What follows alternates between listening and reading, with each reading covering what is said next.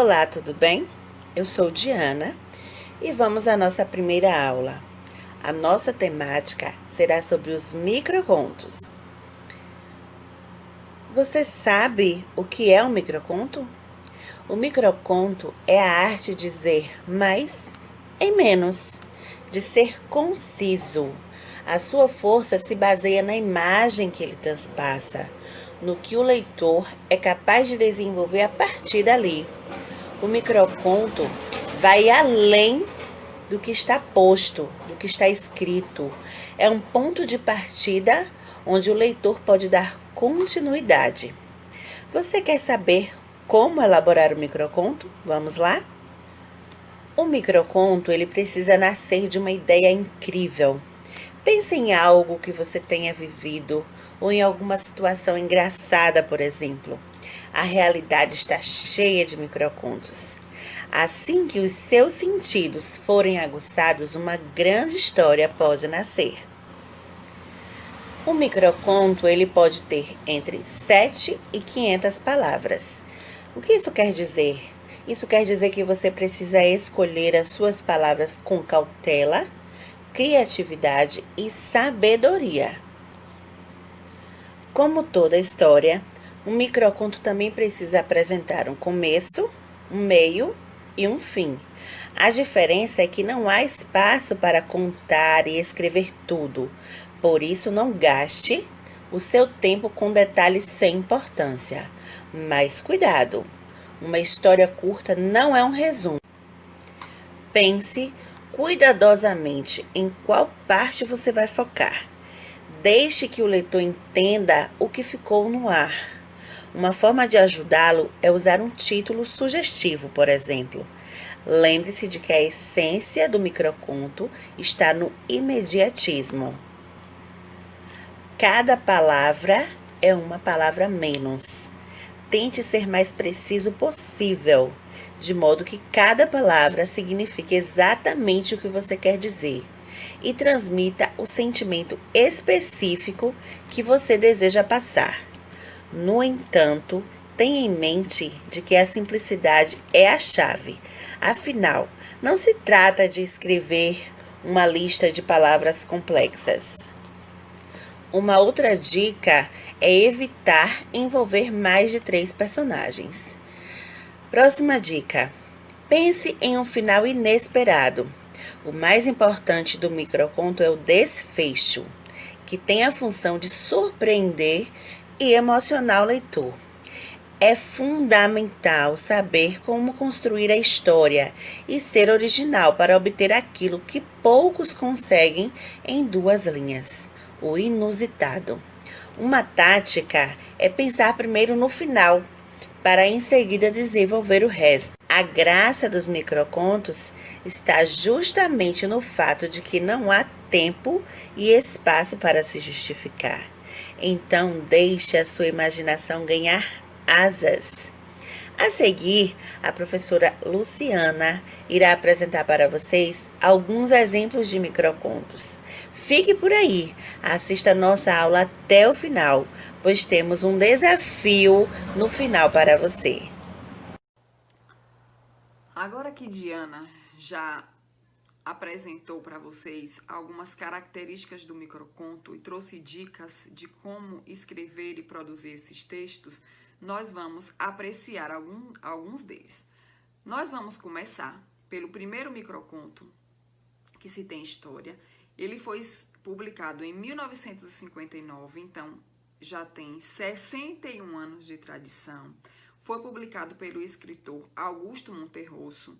É um microconto que tem 7 palavras e 37 letras, que já foi muito estudado, já foi parodiado, já foi reescrito e recontado de diversas formas, com diversas linguagens, e ele tem como título O Dinossauro.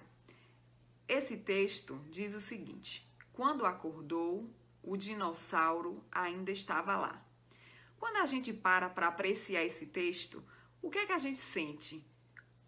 Para onde a imaginação da gente leva? Como é que nosso cérebro se movimenta para pensar nos sentidos desse texto? Quem é esse dinossauro? Acordou de onde? Quem é essa pessoa? ele é um homem, é uma mulher, ele estava sonhando, estava delirando, e aí a gente vai começar a pensar nesse microconto através dessas 7 palavras que o formam. A primeira delas é uma conjunção, né? É o quando, e essa conjunção ela vai trazer a ideia de uma ação presente no tempo da narrativa, né? Então ele marca um momento do despertar desse personagem na narrativa. Um momento importante que é esse momento em que ele acorda, né? Que ele volta à consciência. A segunda palavra é o verbo acordar. Ele está configurado, né? No passado, esse personagem já acordou, e aí esse verbo ele vai trazer essa abertura. Acordou de quê? Acordou de um pesadelo, de um sonho, de um delírio, de um coma? De um devaneio, de uma alucinação, acordou de quê? Despertou de quê? E aí esse acordar vai trazer a ideia dessa realidade, que, né, que você volta, quando você volta à realidade. A terceira palavra, ele é um artigo, né? É um artigo definido o, e ele vai determinar esse substantivo, ele vai singularizar. Não é qualquer dinossauro, é o dinossauro, é esse dinossauro que traz esse sentido para essa personagem, né? Que traz essa realidade, que acompanha essa personagem durante um sonho e no despertar, no voltar à realidade. A quarta palavra é esse substantivo, né? Esse dinossauro. E esse dinossauro, ele pode ser um monstro, ele pode ser esse ser, né, que real, que já existiu, mas que entrou em extinção e que está aí presente nas nossas memórias, nos nossos livros, nos filmes, nos desenhos animados. E que dinossauro é esse? Que ser é esse que acompanha esse personagem tanto no dormir, né, no estar desacordado, no inconsciente, quando ele volta à realidade nesse consciente? Nós vamos começar a pensar, que ser é esse? A quinta palavra, ele é o advérbio ainda. O que é que esse advérbio vai trazer para o texto? Vai trazer esse sentido duradouro, contínuo, que acompanha esse personagem, que não se foi, que ainda está presente nas memórias desse personagem, tanto em sonho quanto na realidade. E aí é a ideia de continuidade mesmo, de que acompanha esse personagem. A sexta palavra é o verbo estar. E aí ela vai trazer essa ideia não permanente, né? De transitório, que estava em sonho e estava ainda em realidade. Quando ele desperta, esse dinossauro tá lá, não foi embora, não desaparece como algo que não existe mais, mas está aí nessa realidade. E o advérbio de lugar, né, que é a última palavra do microconto, é o advérbio lá, que vai trazer essa ideia de lugar, de um lugar já mencionado. E que lugar é esse? Que espaço é esse que esse dinossauro ainda está? Ele está em sonho ou ele está na realidade? Então, ele vai trazer essa ideia mesmo de lugar.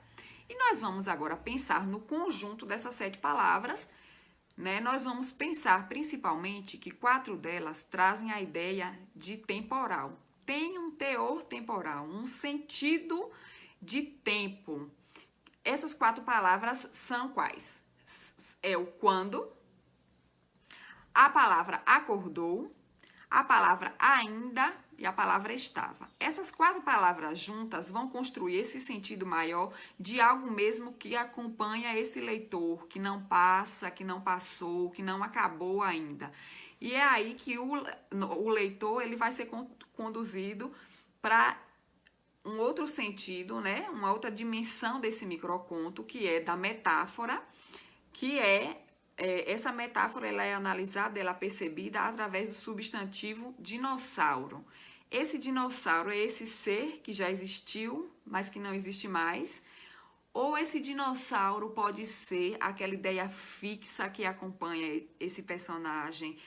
Podem ser aquelas dores que não sararam ainda, aqueles sonhos que ainda não foram realizados, aquela herança que ainda não foi embora? Que dinossauro é esse? E é aí que o microconto vai fazer esse jogo, né, com as palavras, trazendo esse casamento perfeito, né, e harmônico, e preciso, né, como Diana falou.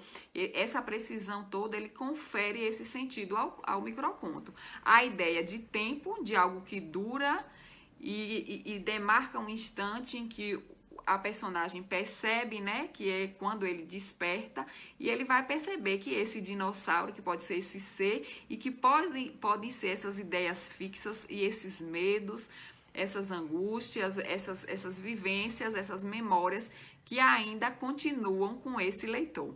Além disso, esse microconto, ele traz abertura para a criação de novas histórias, para a criação de um conto com características tradicionais. Ele pode ser recontado através de memes, ele pode ser recontado através pode ser a sinopse de um filme, e traz abertura para esses outros textos. O segundo microconto que nós vamos analisar é de uma escritora brasileira, Lídia Fagundes Telles.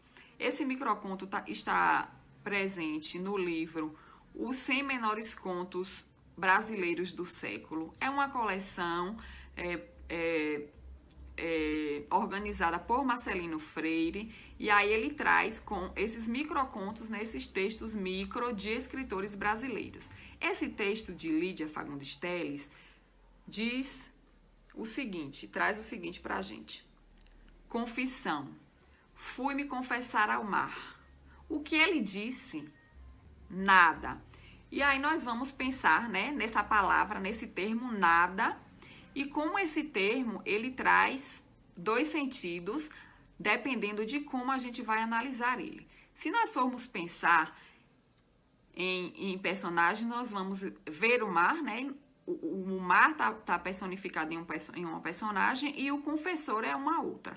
E aí, como nós pensamos na palavra nada como um substantivo, o que é que esse nada remete? Remete a alguém que vai se confessar e não recebe uma resposta. Ela não é julgada, ela não é criticada, esse confessor, ele fica em silêncio. Então, esse substantivo abstrato, né, o nada, que traz essa ideia de vazio e de silêncio, vai conferir a esse microconto esse sentido, né?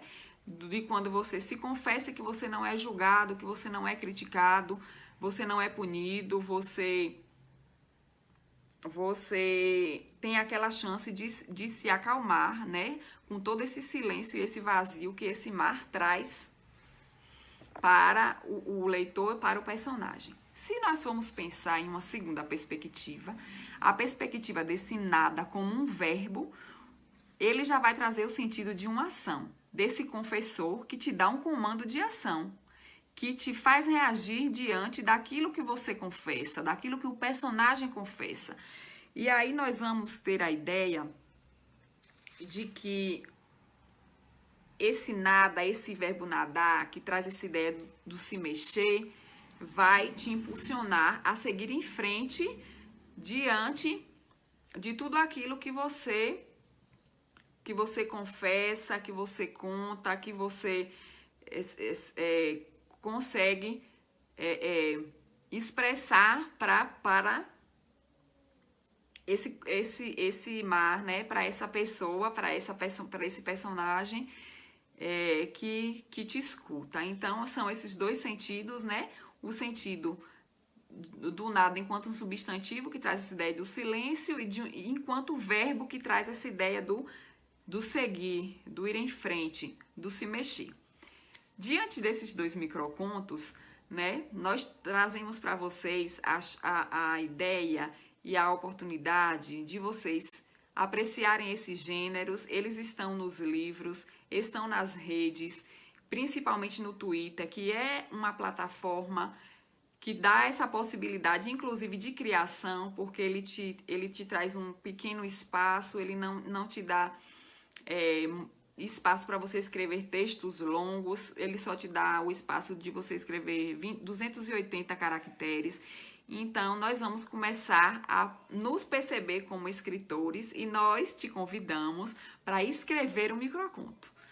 O que você contaria em poucas palavras para o leitor? Que sentimento e que sentido você traria em poucas palavras para o leitor?